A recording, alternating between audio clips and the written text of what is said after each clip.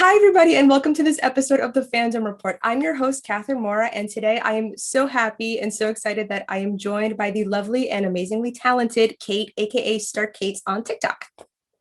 Hi, I'm so excited to be here. I'm so excited that you're on, and also we're this is the first time we're also meeting face to face, This is true. also. Yes, So this is doubly exciting. it is. I mean, I've loved your stuff forever, so I'm very excited to Thank be you. on and to talk to you. Thank you. I love your stuff too. And I know that how we first initially connected was over Steve Rogers Endgame storyline, but not to worry, It people. was. I forgot about that. That was our initial connection. But today we're going to be talking about something less controversial for those of you watching and listening. Because another thing that Kate and I have in common in terms of the Marvel Cinematic Universe is our love for Tony Stark and all things Iron Man. As you can see by the swag that we are both currently wearing. And also I love your jacket so much. I love this jacket. This is one of my favorite things that I own because I wanted it for Julia, for my OC Julia Stark. Yeah. But I was on live and I was like, I found this jacket. It's on eBay. It's like $60. I can't really afford that right now. And everybody was like, well, just donate to your Ko-Fi really quick. And I was like, no way. And then I just ordered it that night. I was like, this is the best thing ever. Oh, that's awesome. I love it. That's awesome. Yes. And then that's another thing too. Kate does a lot of she has a lot of OC characters that she does on her TikTok. And one of the first ones that I saw you doing content of was Julia Stark. She's the first one I ever did. She's my first cosplay. Well, roughly first cosplay, but yes, she was my first cosplay on TikTok. Yeah, and I'm assuming obviously that stems from your love for the character of Tony Stark. It did. Well, so I wrote Julia before I ever cosplayed her, and it started right after Infinity War, and I fell in love with Peter during Infinity War, and I was like, okay, so love interest for Peter, but then I was like, you know what else though? Tony. Yes. So yes. it did snowball. It turned into more of writing him in as a dad and then loving him, honestly, more than it was, I love him, so he'll be my dad. I claimed him as my dad before I even really dove into the character, but then I did, and then I just I love him so much. So can you tell me a little more about how that relationship with this character with Tony Stark developed, coming from just kind of adding him on and knowing who he is, but then diving deeper into being oh my God, I love this character so much. Yeah. My first ever intro to Marvel was the first Avengers movie in 2012. I saw it in theaters. I was 11. And then it was a very low key kind of enjoyment for a while until Infinity War, and then I went back and I watched everything. So I knew who he was, and I thought he was he's very funny, he's very cool, but he's also, he is who he is. He's very cocky, very egotistical at times. But then going back and watching the other movies is you can get such a better understanding of why that is and why he is that way. And then also, I know we're supposed to be talking about the first one but it's okay. It's fine. It's okay. But the third one, I love. I know people don't like 2 or 3, but I love the third one because it's so human. It humanizes him so much, and I just love him. I don't know, going back and actually learning what kind of person he is and why he is the way he is. It's just, I love being able to understand him better because I think he's so complex, and I do think a lot.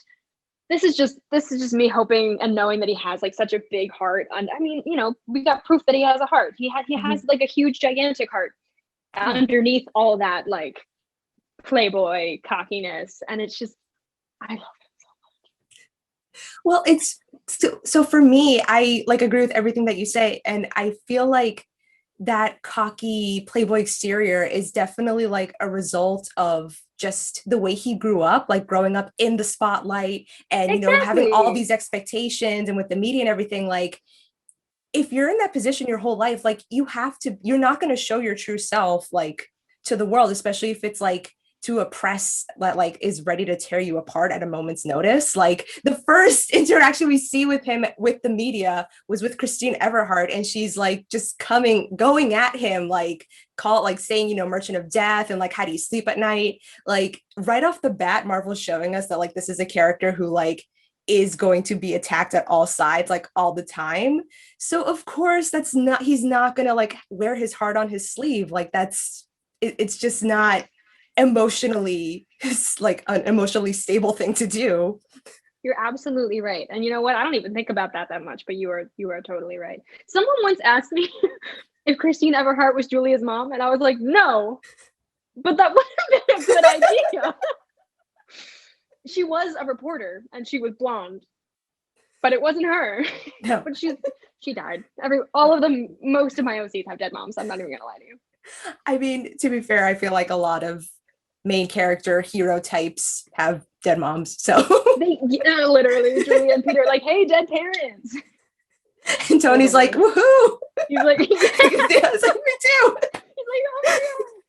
That's so funny. Again, didn't think about that. That's hilarious. She'd be like, yeah, my mom's dead. Tony's like, yeah, me too. High five. Woo! Oh my god. Anyway. Yeah. No, but yes, I feel like, and it's also funny because I feel like his relationship with his mom and with his dad, like kind of going off of what we were just saying, like obviously he had like a very complex, not so great relationship with his father. Like I know there's like a lot of back and forth, like whether it's canon or fanon, like whether Howard Stark was abusive towards him or not. Definitely it was like a strained relationship. But I don't definitely, I would say, again, it wouldn't be canon, but I wouldn't go so far. I would say probably, if anything, definitely an emotionally abusive relationship to turn out the way Tony did. Yeah. Probably. Yeah, and like when you think about I think it's in the second Iron Man movie where he says like, you know, my dad never really told me that he loved me. Yes. That's, you know, that's going to have an impact on somebody who's like constantly, he's like always compared to Howard, like, and the thing is, I can't remember if in the first Avengers movie, like Steve makes a comparison between him and Howard, or I don't think he does. I feel like okay. That's something I would have, after loving Tony as hard as I did, I would have probably picked up on that when watching it. I don't think he does. No, I don't. No, I don't think he does. I don't think so. I feel like it's something that would have made sense for Steve to do, but I don't think he actually ever does it on camera. I feel like I am making a memory of that happening, but I don't think it actually happened. No, because I think I'm making something up in my head. Because I know Tony definitely, he makes a comment about like how Howard would always talk about Steve. Oh, yeah. Okay. Yeah. But I don't think there was a comment like the other way around. Yeah, I don't think Steve. I don't think so. But yeah, that's definitely, and that's something else that like makes me question like how different like the entire Avengers storyline could have worked out. Like because let's say we know for sure that like Steve never made a comment about like Tony and Howard or any comparisons. But when you think about the character and like, you know, Howard was kind of a friend to him, like he has to, in the back of his mind, be like making some kind of notes in his head about the differences between the two. And I wonder like how that impacts the relationship in general. I mean, I wouldn't like even venture to say that him and his dad were that different. Like at the age that Howard was when he met Steve. Also, Dominic Cooper as Howard Stark. I once had a dream that I married Dominic Cooper. Fun fact. I did. I remember that. But like, it was a surprise wedding. It doesn't matter. But I just love Dominic Cooper as Howard. I think he was like just such clever choicing for Tony's clever acting casting. A clever casting choice. Yes, I agree. It took me a while to get there, but we got there. Yeah, I think he was really good. But I think he's got similar energy to Tony in the same position of like, because they're in the same boat. They're like in the eyes of the media, creating these like futuristic technology things. They're very similar people, I think. So I feel like Steve would notice that. He'd be like, yeah, you're your father's son. Yeah. No, that's actually a really good point. I didn't really think about how, because it's true. Like, I almost said Dominic. Howard does show a lot of similarities to Tony in the first Captain America film. And unless you've watched Agent Carter, like that's not something that you would focus too much on, because then after that, like the other times you really see Howard is I forget the actor's name, but the older version of Howard. I don't know the actor. I don't remember his name, but I meant to watch Agent Carter and I didn't. It's, you know, I mean, like, and what you said was totally right. Like he does act a lot like, you know, the Playboy Tony Stark in that show. But that's not the Howard that's like presented to us often. And I feel like that's part of what like helps emphasize like that divide between Tony and Howard, like the whole like disappointing father figure and everything. Yeah, I feel like a lot of the times we see Howard in like flashbacks or memories, what have you. He's just very, very closed off. He's just like a very stoic person. Like he doesn't really have much of a personality when we see him. And the only other time we see his personality is when he's like, however old he would have been in the 40s. I have no idea. Where he's 20? He's like fondue. Literally. Exactly. Yeah. They're that is the Howard that I like. Not that Tony would really know. Obviously, he wasn't born yet, but you can just see that they're very similar people like that. I don't imagine that Howard. I imagine he probably stopped sleeping with women when he was married, but like most of his personality would probably still stick around and become a smaller version of himself in Tony.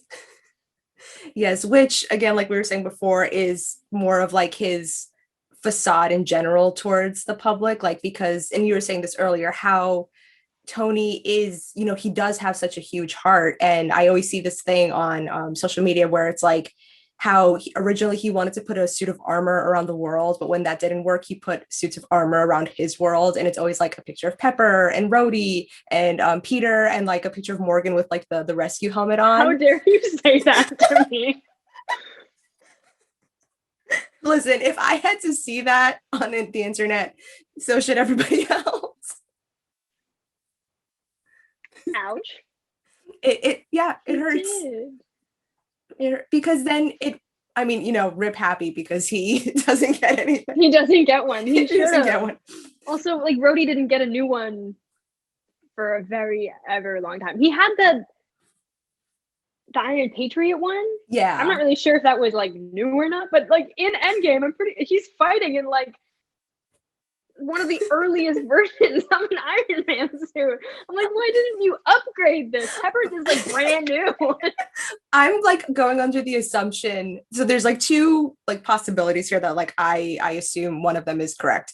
One is that because Rhodey's still technically part of the military, like Tony doesn't want to upgrade it too much just because like then, you know, the whole thing with like the government and the military wanting to like get their hands on the Iron Man tech. But on the other hand, he was in the favor of the Accords. So that I have no opinions on Civil War. I really don't. we won't touch it. We won't touch it. We won't. I'm promising that right now. But my other theory is that because Rhodey's like very much less of a flashy person than Tony is, like Tony has upgraded Rhodey's suit, but like has kept the same look for it. Okay. That's kind of I like where I'm at. I hope so. Otherwise, it's a little selfish. Like, just please give your friend a better suit. I would imagine that if he made at least two suits for Peter, and had like all of those schematics and everything. The first one in Homecoming and then the Iron Spider. I could not remember. The only one I could see was the Iron Spider because it's iron. I just like forgot that I have so many thoughts about Peter's fursuit, but no, go ahead. Go ahead. We're on the topic of the suits. Go ahead. Because everyone, like a lot of people's argument when they're talking about MCU Peter, like, oh, he didn't build anything for himself, and I'm like, that's not true. Because first he made, you know, his little like sweatsuit with all that, but he knew how to like do the input for his goggles and the web shooters, like did all that himself, which means that Tony wouldn't have been able to make Peter a suit without Peter's help. Tony isn't just going to be like, oh, these are all things that you can do, I'll figure that out. No, they're all Peter's ideas. Tony just like put them together. That is, it means so much. Like it wasn't, Peter didn't do nothing. Same thing with his Far From Home suit, is that he like looked at all this technology, probably incredibly complex technology, and was like, bang, bang, boom, I got a new suit. Like, he makes his own stuff. Yeah. No, he does. And the thing is, like, I feel like a lot of people overlook the fact that, like, when you look at like how he's making the web fluid in the classroom, how he like automatically understands the computer in the plane in Far From Home, like Peter is like certifiably a genius. Like he's a smart kid. Like so it and like that's like just something that's consistent with Peter Parker, like in, you know, with Tobey Maguire's version, Andrew Garfield's version. Like Peter Parker is a smart kid. And like you were saying, like he did design his original suit. If it was a storyline where like Tony Stark didn't step in to interfere, like we always see like with Toby and with Andrew, they start out with like a hoodie tracksuit kind of outfit and then eventually evolve. But, you know, so Peter was making that first MCU Peter was making that first step towards doing his own suit, which we see that he does at the end of, and I'll put a spoiler alert like earlier on, but at the end of No Way Home, like he makes his own suit. He makes his own suit in Far From Home with the technology that, you know, on the Stark Industries plane. He knows what he's doing. He designed the initial concepts. And it's so true, like what you were saying, how Tony just didn't automatically know what Peter could do and like how his suit was designed. Like he had to have, and we can see from Far From Home, it's possible for his technology to create a suit at a very quick pace. So in a flight, if Tony's like flying from Queens back to Berlin or wherever, in I forget where in Europe they were. It was Berlin. To Berlin, like in that flight, he could have had the suit made. He could be making the suit and have it ready for Peter when he gets to the hotel in Germany. Like, yeah. And everyone's always saying that like Peter should hate Tony because of like their different kinds, but it's because of the universe that this Peter existed. Mm-hmm. The other Peters didn't have anything else to like base things off of. I understand like the whole rich guy thing, but there's superheroes in this universe that aren't just Spider-Man's like in the other ones. We are veering so far off topic. The only superhero in his universe, and this one there's so many, so of course he would look up to some of them, and it just, they also had to fit Peter in somehow, so bringing Tony, like having that be the way he does it, just makes sense for this universe. Yes, no, it's true. It's true. Because I feel like, especially because Tony Stark has such an impact on like all of the heroes at large, like not even just the fact that he is essentially like the godfather of the MCU, and like he's the first one. He's the first one, so like of course, you know, I know. Thank you, John Favreau. God bless for fighting for RDJ to you know have RDJ play Tony Stark. Like there's no other casting that would have worked at that. Although you're right, Happy should get a suit. Poor Happy. He deserves so much better. I love Happy. To kind of like no, I'm not going to keep talking about Spider-Man. I just don't like what they do with Happy's character in No Way Home. But I will say this, and then we can move on. Like, I love the fact that he like had custody of Dummy in No Way Home. Oh my god! So excited when I saw Dummy. Like my roommate and the girl next to me, I was like Dummy, and they were like, "I'm sorry, I'm just very excited to see Dummy." It's like because Dummy was like Tony's first child, essentially. Like. He's so good. He does his best. I love him. He tries so hard. Like the scene, so I guess this actually helps get us back on topic. The scene in the first Iron Man film where Tony, after Obadiah takes the arc reactor out of his chest, and he's like struggling to get his his arc reactor in the case, and he can't, and then Dummy's there, and he's just like, I got it. And in the second one, is it the second one where he's like dying? And he has to like drink something to make him not die. I don't know. Yes. I don't think I've seen the second one enough. I also haven't seen the third one enough times. I think I've only seen it like once or twice. I need to watch it again. I love the third one. And Dummy's trying to make it, and he's just like making a whole mess in the kitchen. Yes. He's doing so good. He tries, and with the whole thing with like him and the fire extinguisher. I love that scene so much. It's so good. Yes, Dummy's so precious. And you know, like Dummy, I think the other one is called like Butterfingers. And then I don't know any of their names except Dummy. Dummy and Jarvis, who's Jarvis. Which, you know, R.I.P. R.I.P. Jarvis. R.I.P. Jarvis. That was such a sad moment. It was. But Friday's great, but like Jarvis. And then Vision is also, he's not Jarvis. He's all these other things too. Like, so rip Jarvis. Yeah, like, because that's the thing. Like, he's partially Jarvis, but he's also partially Ultron, and like, he's just this whole cocktail of things. We're saying in Infinity War, when they were trying to get the stone out of his head, they were like, if you take the stone out, you still have all the best parts. You got Ultron, you got Jarvis, you got Tony and Bruce and all these people. And even though he's not real, there's so much to be said about Vision. Yeah. Vision and like, okay. No, my God, this is, we're really getting off far off the track here. Jarvis is on topic. He's on topic. He is on topic. Like, for me, especially in the second Iron Man film, when it comes to Jarvis, I feel like up until the moment Jarvis essentially dies, he was like the closest, most trusted, quote unquote, person that Tony really had in his life.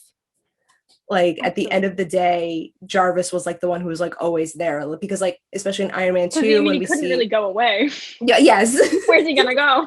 That's true. But I feel like that's also part of like why it makes it so sad when Tony loses him, because like Jarvis was such a constant, because like, and that was like something Tony could like feel reassured in, that like Jarvis wasn't really going to go anywhere.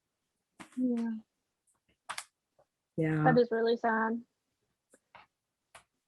I'm on, because he was more present than like Tony's real life friends, but you can real life human friends. I mean, you can say that for any technology, but still. Yeah. I mean, like, I'm just thinking about like in Iron Man 2, when Tony's intentionally like pushing Rhodey and Pepper away, and it's like miscommunication, even though it's intentional, and it's like so frustrating. But is that the one where Happy is in the hospital? That is the third one. No, yes, that's the third one. Oh, okay. Yes. I swear, I know my Iron Man lore. Mostly, it's okay. Mostly, it's a lot of my own lore at this point. I just created a bunch for myself. I mean, to be fair, that's kind of where I exist now, because I refuse to live in a world where Tony Stark is not alive and breathing. So no, literally, I'm so tired of the MCU throwing things at me that I can't accept. Like, especially in the stories that I've written and created for myself. Like with Tony dying, like, that's too bad. He retired, actually. He retired, and he's with his wife and his 2 kids, and and Peter, his kid-in-law. Like, they're all happy. He's great, actually.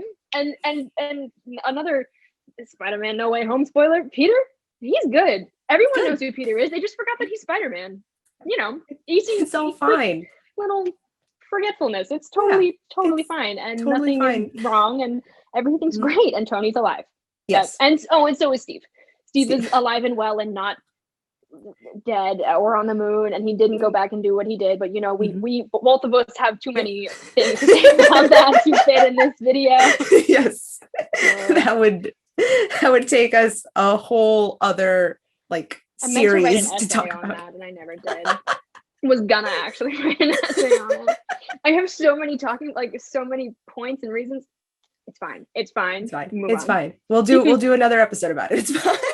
We absolutely should. Yes. It's gonna be a very controversial video, but we should totally do it. We'll do it. We'll totally do it. I'm so down for that. Because I mean, like, why Endgame is the worst. I mean, what? I didn't say that. What? I did not say that. It's fine.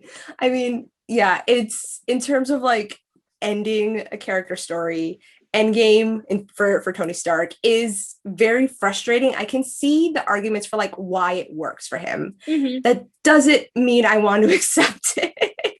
Like, I know why they did it. Does that mean I like it? No, I don't like it. I don't like it. I don't want it. So I'm not going to accept it. It's like the line in the Avengers. It's like, I recognize that the council has made a decision. But given that it's a stupid ass decision, I've elected to ignore it. That's exactly how we feel about it. It's just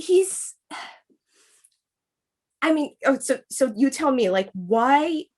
Because I have my own answers. I know other Tony fans have their own answers, but I want to know, like, from you, like, what makes Tony like so relatable or like important to you? Okay. All right. I think what makes him relatable as a character is like the amount of mistakes that he makes. Mm-hmm. Like he is so flawed and like very well written flawed. Like nobody's supposed to be perfect. That's like Mm-hmm. Yeah. nobody's perfect. That's not how life works. Um and he just I just I don't know if I can articulate it. I just love Tony so much. I mean, I've also latched onto him as like a father figure in my life. Um, and then oh my god, when I was in the theater watching Endgame and they were like 5 years later and I saw Morgan, I was like, no way. I was like, no, he has a real daughter now. Like, that's not happening. No way. And then I like walked out and debated. I was like, do I write her in? Should I keep her? And then I did. She's great. It's wonderful. I mean, but he was always like a father, like with Peter, like Mm-hmm. just adopted this child and was like, I take care of you now. But I love how deeply he cares about everyone. He has like, we talked about this at the beginning. He has this like tough exterior. He's like, he pretends not to care about anything, but he has such a big heart and he hides it very well. But I just love how deeply he cares for people. His relationship with Pepper is like one of my favorite movie relationships ever. I say this a lot, is that I write fanfic a lot of times to like replace bad relationships. But I like, there are some things I don't need to write fanfic for, like Mm-hmm. that. Like I would never write fanfic for the Amazing Spider-Man Peter, because him and Gwen's relationship, it's too perfect. I'm not going to touch Yeah. it. I would never write Peter. fanfic for Tony that takes place during Pepper time, because she's wonderful. She's amazing Mm-hmm. and she's perfect for him. And I love their Mm-hmm. relationship so much. It's one of those things that's just like, it's so well done. It's a masterpiece. And I just adore him. I do. And he's just so cool. He's so cool. That's like who I want to be without being like a douche. Like I want to be that cool. Oh, like mood, honestly. Yeah. Like if I could have like just a fraction of like the confidence, whether it's like projected or not, like that Tony Stark has, oof, my life would be very different right now. He's awesome.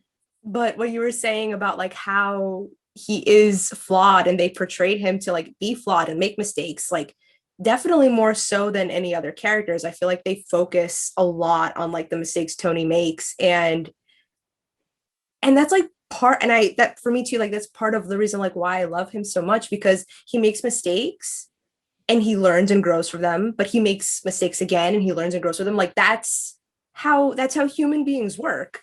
Yeah. Like, and if like Tony Stark Iron Man can be, can make mistakes over and over again, it like makes me feel like better about myself, like not like in like a you made mistakes kind of a way, but like better, like I feel more like validated in like things I've done, in like mistakes I've made myself.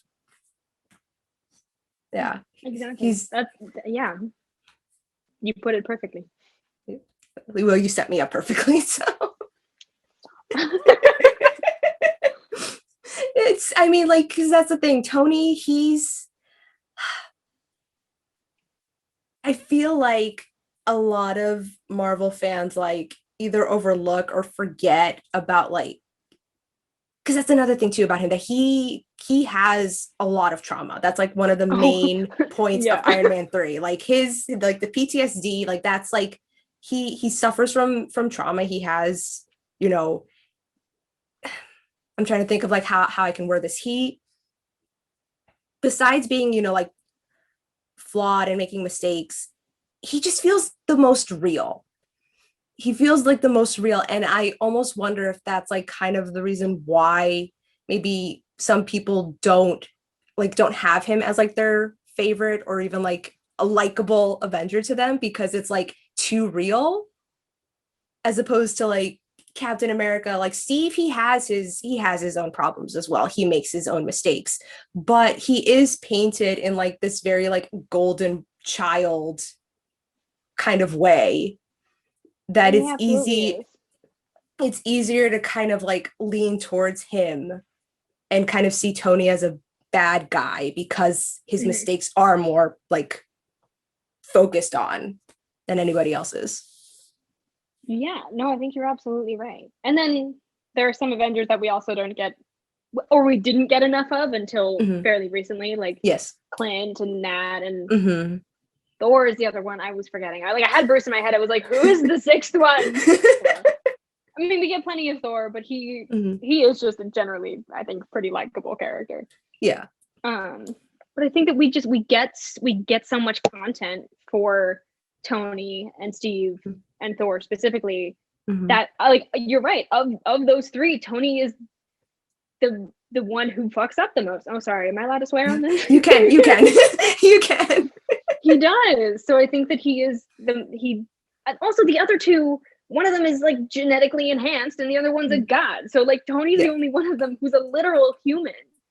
I mean, Steve's a human, but like baseline human. I didn't mean to say Steve isn't a human. My bad. He's an enhanced human. It's okay. He's an enhanced human. And I think you're right that Tony is the most real of those three. So it's easier to like paint him off as not a bad person, but a flawed character. But that's what he is, and it's a good thing that he is that way. Yeah. And then again, kind of circling back to what we were saying before about how, with like the flashy cars and the suits and the sunglasses and like, the very confident, cocky persona, which like, to be fair, I feel like some of that confidence is well earned because like, he did take like his father's like multi-million-dollar company into a billion-dollar company. Like he is a genius. He created the Iron Man suit in the cave with a box of scraps. Like, in the cave with a box of scraps. I still find that just like that feature. He's so brilliant, and I do think that also gets overlooked a lot. Like I know he says that he's a genius, but he is. And if you don't go back and watch his movies enough, you're kind of just like, oh yeah, he's a genius. But he built the suit in a cave with a box of scraps. It's amazing. And like in Iron Man 3, which I do think Iron Man 3 gets like a lot of hate that's like completely undeserved, but it's because Iron Man 3 like explores the character in like a much deeper way. Like a lot of people saying like, oh, without his gadgets, he's nothing. Like people forget the cave scene in Afghanistan. They forget the whole sequence in Iron Man 3 where he goes to a hardware store and like builds his own gadgets out of like everyday items.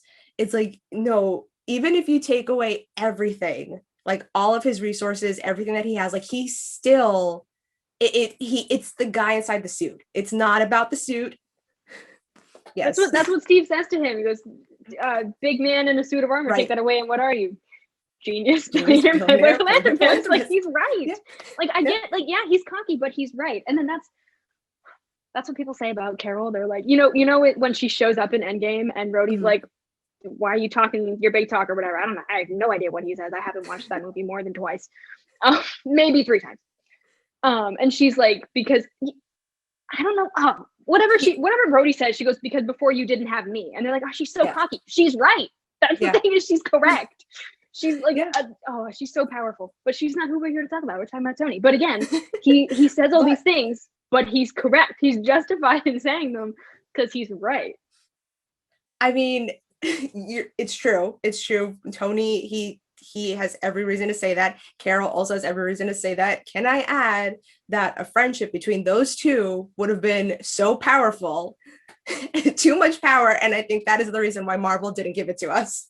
Did we ever see them interact? Like just like when she finds him in space, yeah. She finds him in space and she brings him back. I think he says something to her when he's having his own meltdown at the beginning of Endgame. Also a justified meltdown. He's kind of going through it. He's going through it. He's also like severely dehydrated and malnourished and after like kind of dying. Kind of dying just a little bit. So anybody that you put in that position who's like not a genius, who like doesn't have like the brain function that he has, would probably be in a much worse state. But yes, he says something to her like, you're great, fresh blood, like we need you, something like that. And then that's it.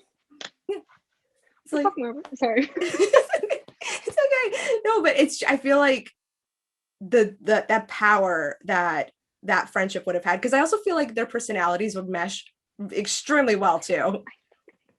It's kind of, I feel like I don't think that Tony is similar to Nick Fury really at all, but I think that the kind of friendship that they would have had would have been similar to the one that she has with Nick. I feel like similar vibes. Yeah, I agree. I feel like there were so many potential like friendships, team ups that Tony could have had in the MCU that we were robbed of. Like they gave us just a little bit of him and Natasha, for example. Like yeah, but go ahead. But how well done was that? It was Iron Man 2. Like, I don't like what they did with her at all in Iron Man 2. It was a very interesting way to set up her character. Mm-hmm. Yeah, I'd like the whole, because that's what I'm saying, like they interact and like they have the longest like on-screen history of like any of the Avengers that we get to see, like, but they kind of set them up to be like almost adversaries from the beginning. Yeah, which is like very frustrating for me because I feel like they could have gotten along so well and been such good friends. Because they had some good moments in Civil War, I feel like. Yes. But I don't like the way that they set her up. Because, I mean, he was still in his Playboy phase for the most part there. So they bring in a pretty woman. And it's like, and he was also dying. So there's that. They just, it was a weird way to do it. It was very much like, here's a sexy lady. And that was like all they were doing with her for the whole movie. Yeah. The shield I feel like was definitely trying to honeypot him, and I'm like, you know he's dying, so why are you doing this? Yeah, they could have had a lot, I think, stronger friendship, the two of them. I feel like they have good personalities that would work well together. Yeah. So in terms of like relationships and duos, trios that we did get to see with Tony in the MCU, like which ones are your favorites? Well, all the ones that existed in his movies, him and all his like close friends, him and Pepper. Love. I do love him and Peter like a lot. I do have to a little bit in writing take out the whole like father figure type deal because Peter's dating his daughter, so that'd be a little weird. But like mentor, he's still a really good mentor, and that's important. Other ones, I'm sure. Oh my god, you know what? I love the way that him and Peter Quill interact. It's not like a friendship, but it's very entertaining. Tony and the Guardians, I just love the way that they bounce off each other. It's hilarious. That's like, if I'm watching Infinity War, which I do a lot, I love Infinity War. I love Infinity War deeply, and I don't like Endgame. Same. I can appreciate Endgame. Yes, I loved Endgame in the moment. Yes. Oh my god, no, that's literally how I loved watching it in the theaters. It was a great experience. And then I left, and then I was like, It's like, I don't think that was really that good. No, like when you start to think about it and like you're not like taken by like all like the throwbacks and the nostalgia and like the portal scene and everything, like when you actually like stop and like think about what you just watched, it's kind of like, wait a second, actually. Like I cried when I first saw Steve's like ending, him dancing with Peggy. I was like, oh, it's so sweet. And then I thought about it, and the more I thought about it, the more I hated it. There's so much to be said about Endgame. Just summarize real quick. I don't think it stands on its own as a movie. It's not a movie. It is a fan event, and it really only holds up like that. That's all I'll say about it. I agree with that. I see it and I agree with it.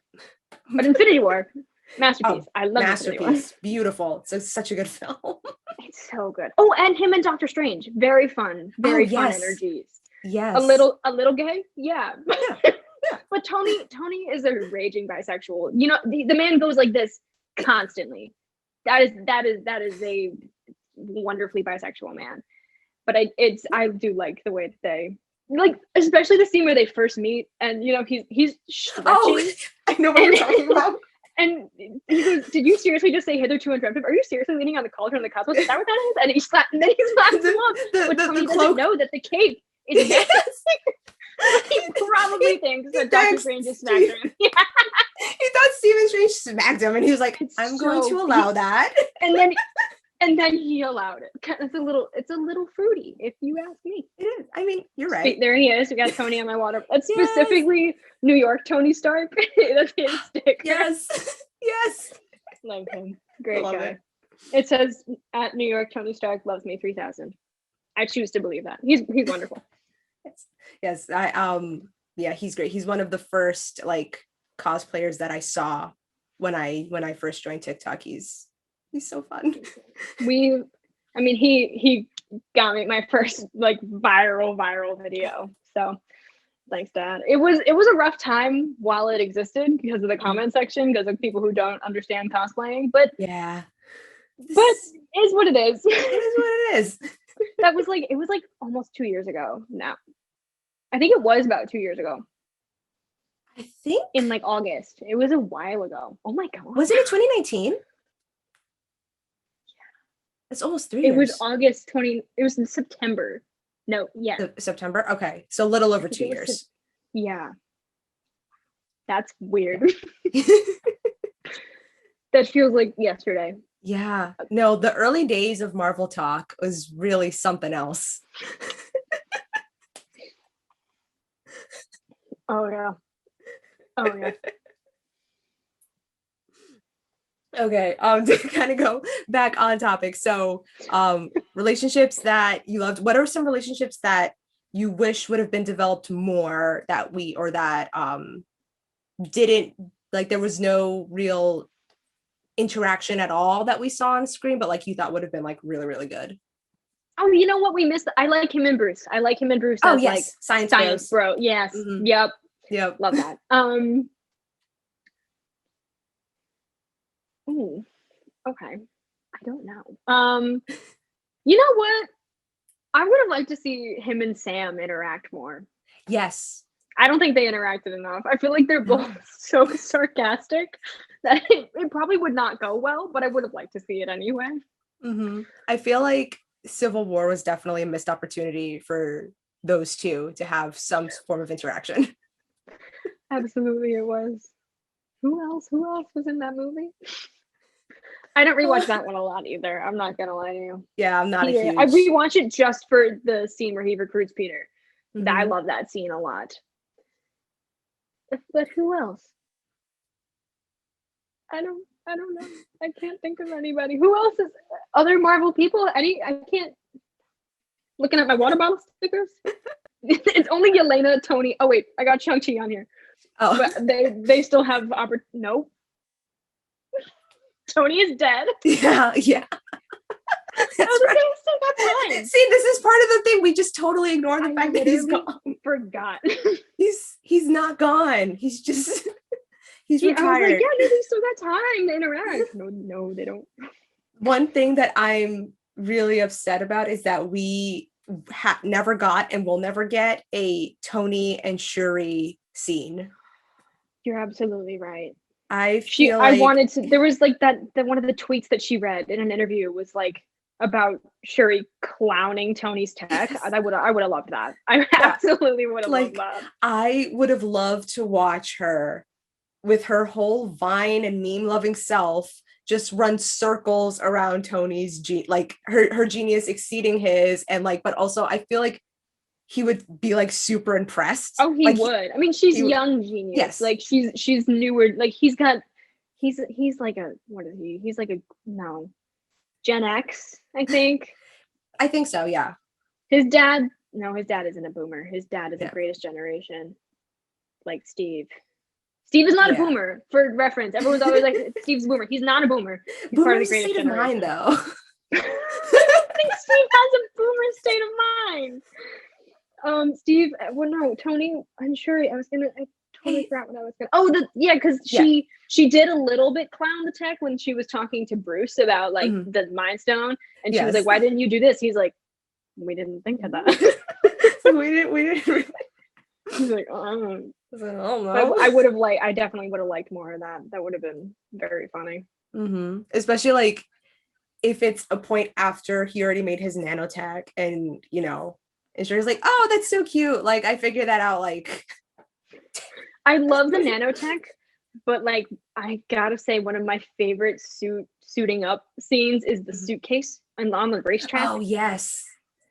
I Yes. understand. I know he's my dad. This is gonna come off so weird, but he's a very attractive man. He's a hot man. He's not actually my dad, so it's fine. It's fine.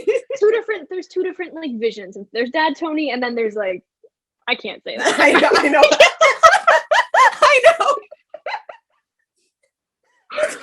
You commented on one of my posts. I did. You pinned it. I had to because I wasn't brave enough to say it. I told me to Daddy. Sorry, Daddy. Sorry. Yeah, he is. He's a very sexy man. And when he was like, and Iron Man 2 is a great look for him. Mm-hmm. I mean, Iron Man 1 is when his hair is a little bit longer. And he's got a little shaggy hair going on. Yes. But with when he like holds it out in front of him and it it's a great one. It's so that good. movie is not wonderful, but I love it just because it's Tony. Yeah. Like I know everyone shits on Iron Man 2 and 3, but I still like them a lot. I like Iron Man 3 because we talked about this at the very beginning. It does so much for his character. Yeah.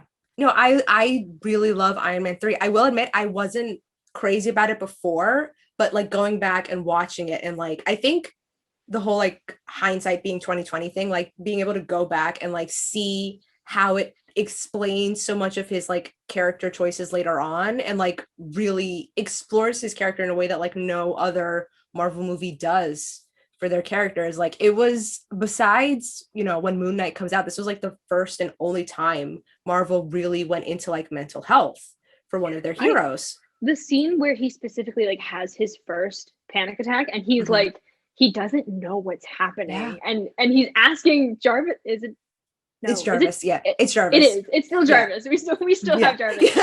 And he's asking him to like check his vitals and his head because he doesn't think that this is like a mental thing. He thinks that there's something physically wrong with him. It's so important and so telling for this character because he's never been in that kind of, surprisingly, never been in that kind of situation before. Like you'd think he probably would have been with all the trauma that he had, but I guess like this is his breaking point. Right. And I love that scene. That's a great scene. It is. And like, I remember there's one point he even asked Jarvis if he was poisoned because he thinks like if it like implies like he feels like he's dying essentially. And like, he thinks it's something external. But then when Jarvis says like, it's signs that you experience a panic attack. Like there's like, it's like kind of like, if you're not listening, you miss it. He goes like, me? Like, it's like a soft little, like me? Like, I had a panic attack. Like it doesn't compute for him. He's like, I could never. He's like, nope, not me. Wrong bitch. But like, he did not say that. I love that audio for so long. I'm gonna bring it back. I'm gonna bring back my spam account just for this. Do it. I gotta go find it. I will. But yeah, I do love the suitcase suit up scene. I love like the first official suit up scene where right before he goes to, I think it's called Gulmira in the first Iron Man film, like where we see like the whole like the actual like red and gold suit for the first time. Like he has like all the machines putting the suit on him. Yes. I need to. Yeah.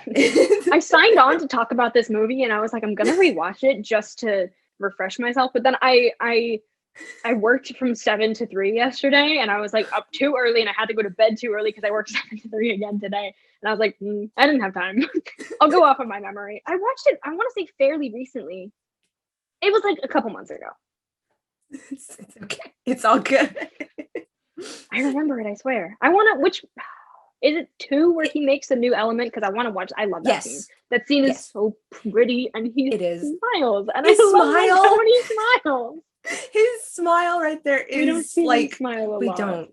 We really don't. Like, do you watch Criminal Minds? Not as like consistently. And you've seen Daredevil. Yes. Similar to Matt and Hotch from Criminal Minds, who doesn't smile a lot. Like when they smile. My skin clears and my crops thrive and I'm hydrated. It's like that's all I need. They're angels. same thing with Tony, because I feel like we do not see Tony smile, like genuinely smile all Yeah. that much, because he has like his like showy press smile, his like press but, smile. but I need to see his joy on his face, his genuine joy. And that's telling that like he never really gets to do that because he has to be like guarded all the time. Like even with the Avengers who were like supposed to be this family, like he still is guarded like so often with them. Yeah, I feel like he's still always putting up like a front a lot of the time. And I wonder how much of that is like because he doesn't feel that he can be real with them, or it's because like he feels he has to, like that's what's expected of him. So I feel like it does. It's probably the latter, that he feels like that's expected of him. Plus, because he's like, I know he's not the first Avenger, but he's the first one that like we see that gets the ball rolling for this whole thing. So he's like, okay, Nick Fury's like the father of the Avengers. I was gonna say that about Tony, but like he's supposed to be the one who's like got it all together. No. Okay, wait. There's a movie that is it Ultron, where he's, what's her name? Kobe Smulders. What? Maria Hill. Yeah. Where she's calls him boss, and he's like, no, he's the boss. I just pay for everything and design make everything, make everyone look cooler. Yeah. It's like that. I feel like he is the boss, even though like Steve is the boss. Yeah. I love Steve, but he's not in charge. No. So I feel like that's the kind of, he has to put on that like boss face all the time. Yeah. That when you said Tony's the boss, it automatically made me think of like CEO Tony Stark, and that is something that like I wish we got more of. Like I feel like I don't know how much of that he actually did though, because I mean, didn't he pass it off to Pepper? He passed it off to Pepper. He was like, all right, I'm done. You do it. I mean, to be fair, he was dying. Again, he was dying. God damn, can he stop dying, please? I know. It's like, Mr. Stark, please Tony. Stop. Please Tony, stop Iron dying. Man, sir. Mr. Dad, I mean Iron Man, sir, please stop dying. Yeah. I mean, but when he gives it up, does he really fully give it up? Because he's still doing stuff for the company. He's still, so I think he remained like head of research and development, but he's not like CEO anymore. Yeah. So yeah, okay, fair enough. Yeah. No, I started laughing. Makes all the tech in. Why? Oh, no. I'm sorry. I didn't want to interrupt you. No, go ahead. I was just gonna say. I want to know.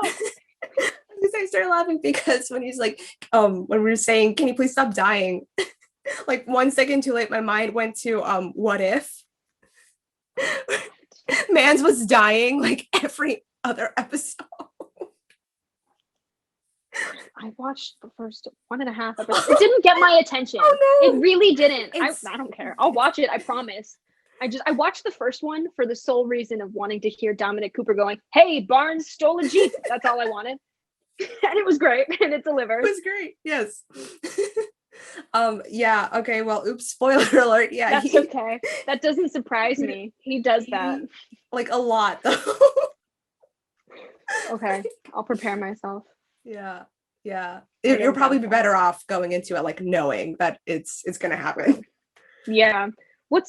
He eventually converts, I want to say it's during Avengers, but when does he, like, because Stark Industries stops producing weapons? Is it in the first movie? It's in the first. He stops making weapons and he starts becoming a clean energy company, which is, I just love that about him so much. I know. And that's like, what he converted to. God bless that man. Like, and that can I just say, like, that's one thing that like aggravates me so much about like people who are like, oh, but he made all of these weapons and like was like war profiteering. But I was like, okay, one, that's what his dad was making. He inherited that company, that lifestyle, that line of work. Two, when he realized like the consequences of what his company was doing, he immediately stopped it.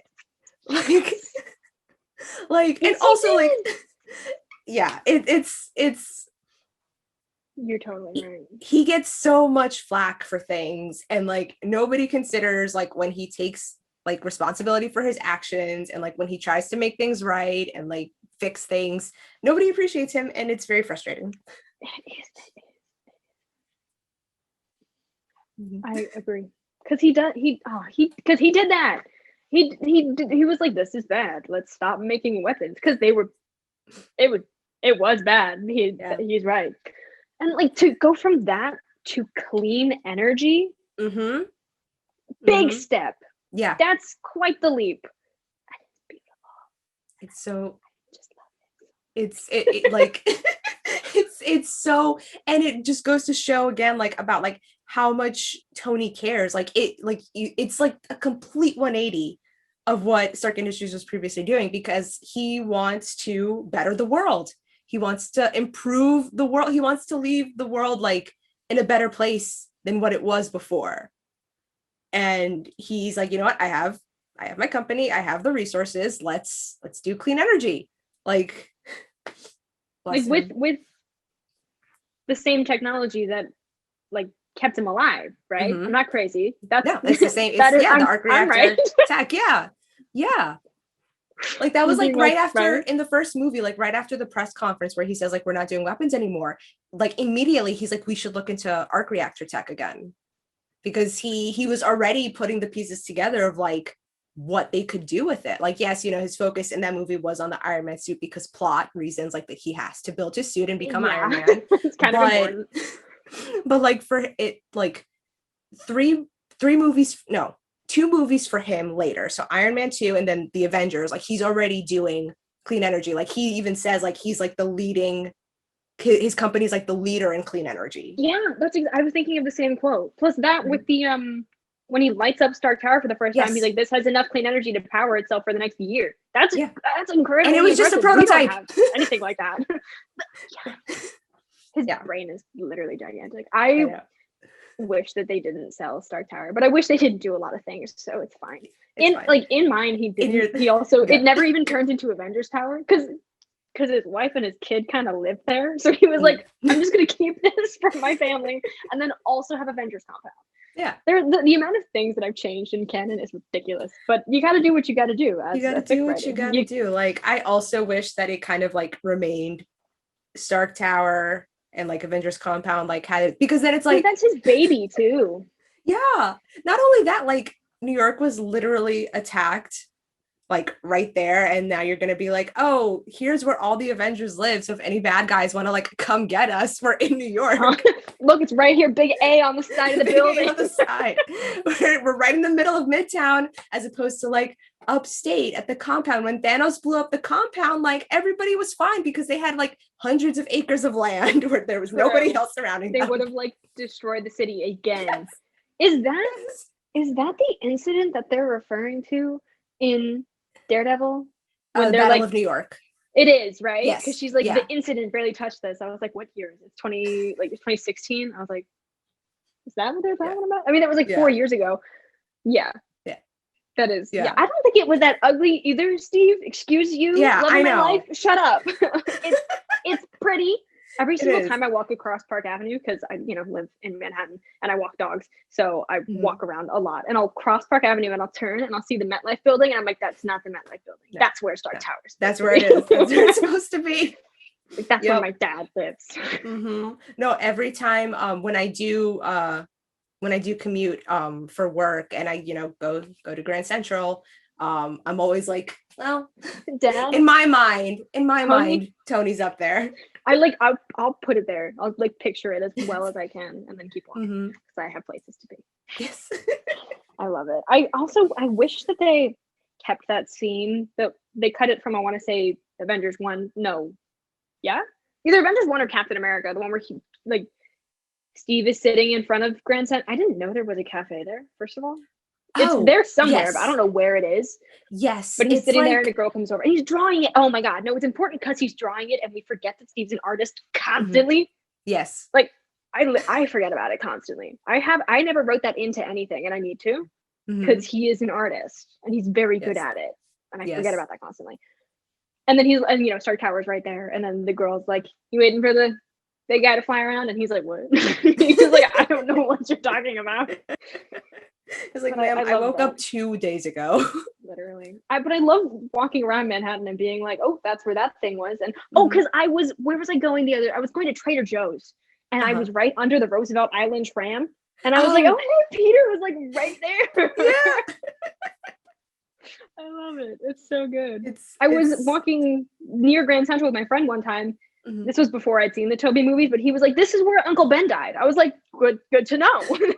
Oh yeah, like right across from the public library. Yeah. Yep. It's like, RV. He's like, yeah, it's right here. I was like, cool. Great. Love the more you know. Love the things that are here. That, and then the whole Hell's Kitchen debacle. Don't even get me started. They really talk about it like it's an entire city. It's 25 blocks. It's 25 blocks, which like is for like one unenhanced human being to cover. Okay, like, yeah, fine. but imagine he hears crime like on like 55th Street, and he'd be like, that's none of my business. Like, no, now not my jurisdiction. Gonna let someone else. He's like gonna let someone else deal with that, literally. Oh, it's so stupid. The way that they're talking about like improving the city, and then they only talk about health. I know. Oh, it's really dumb. I love it. It's I great. love the show. I'm like halfway through season 2. I'm loving it. I'm a little slower on season 2 because it's a little harder to get through than season 1. So I'm taking my time. Season 2 is definitely the weakest in my opinion of the 3. Really? Yes. I just find that it's quite dark, and I'm like, well, I mean, so 3, I won't go too much into it, but 3 is easily like the best season. And it is pretty dark, but in different ways, I feel like, but it's very, very good. I think gonna end up watching The Defenders. Here's why. It's because I just love Matt, and I will happily take as much Matt content as possible. So I'll watch it, I guess. Yeah. And it'll also like it'll help you like understand fully like what's going on in the beginning of season 3 as well. Yeah, so. I hear that it's hard to, unless I like decided to read synopsis that I wouldn't understand. You had Trista on here. She made a video. She was like, when someone goes into season 3 without watching The Defenders. So I was like, okay, so I'll do it. Fine, I'll watch it. I remember I messaged you. We were talking about it, and you're like, "Do I have to?" I was like, do I really have to do that? I was like, okay. To be fair, I didn't know Matt was in it at the time. Oh, okay. I wasn't aware that he was in it, so that's why I was hesitant. I'll do it now because I love it. Yeah. No, because you don't really have to watch any of the other shows to like really get The Defenders, and we're really off topic, but it's fine because it's Matt Murdock, so I don't care. My bad. You could no, like I said, it's Matt Murdock. Like I'll talk about this man all day. I guess you could watch Jessica Jones season 1. Like that would be the only other one that I would. Yes. You know what? I love David Tennant, so I'd consider watching Jessica Jones. Yeah. These hurt my eyes so bad. When I was filming in these, I took them off after I had them on and off because you can't see in them, first of all. No. And my eyes were like burning. I was like, wow. And then, you start to be like, how does Matt see out of the... Like, I feel like he chose red for a reason. He doesn't need to worry about it. He doesn't need to worry about it. Oh, Matthew. Yeah, I might watch Jessica Jones. I love David Tennant a lot. Yeah. He's spectacular in it, and it'll also it'll give you a little more background going into the Defenders, like with certain characters, like connections to each other. But do I have time for that? I go back to school in like a week and a half. Oh yeah, no, maybe not. Maybe not. I don't want to go back to school. I do. I feel like I don't have enough routine in my life right now, but I will miss having free time. I'll have like one day off a week. Yeah. It's fine. Okay. It's fine. You got this. Okay, so I feel like we've kind of talked all we really can at this moment about Tony. Yeah, so before we end, are you up for a small challenge? Yes. Okay, so this is a new segment that I'm doing on the podcast called Outrageous Theories. I have asked my followers on Instagram to submit their wildest, most out there theories. Oh no. And so I will give you one, and you will have the very fun task of making it make sense in the MCU. Okay. It does not, you can reach as much as you want to. It doesn't necessarily have to be logical, but you have to try your best to make it make sense in the MCU. Okay. Okay, so Nervous. this outrageous theory was submitted by isa.aaq, and the theory is MJ's father is Nick Fury.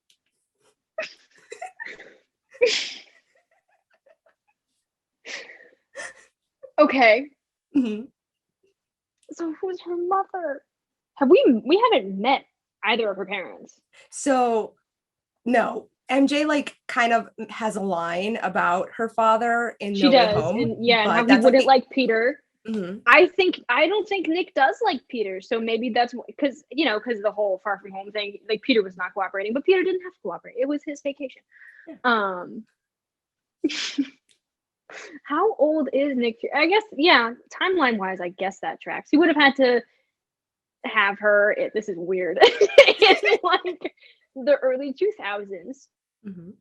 Do I have to give her a mom? Because I can't think of a single. No, not Carol. I'll tell you that.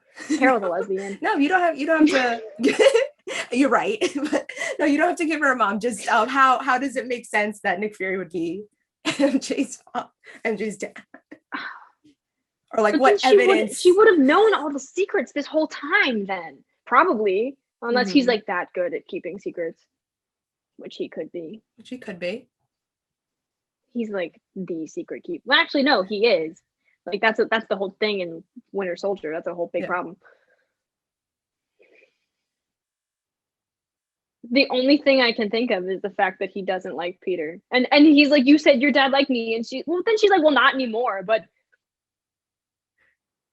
Well, that could work. Issue. But also, oh, here we go. Okay. But maybe he wouldn't like him anymore because right now it's not Nick.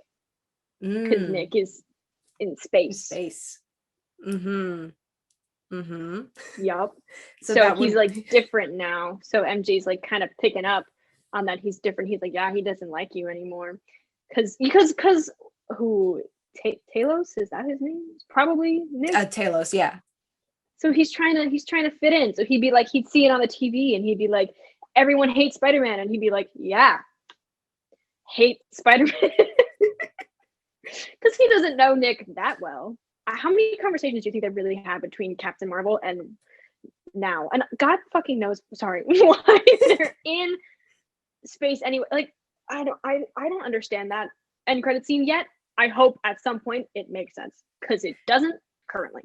I think it's supposed to lead into Secret Invasion, I think, is what that makes sense. Yeah. And probably the Marvels? Maybe, hopefully. I don't remember what that scene was. Like, she went into the movie theater. I don't remember what happened. Yeah, they're like, he wants to speak to you or something, and she goes, okay, where? And then like because I love Monica. So was I paying attention to what she was saying? No, I was looking at her. She's pretty. That's my take, is that he's her dad, but like he's being different because he's an alien.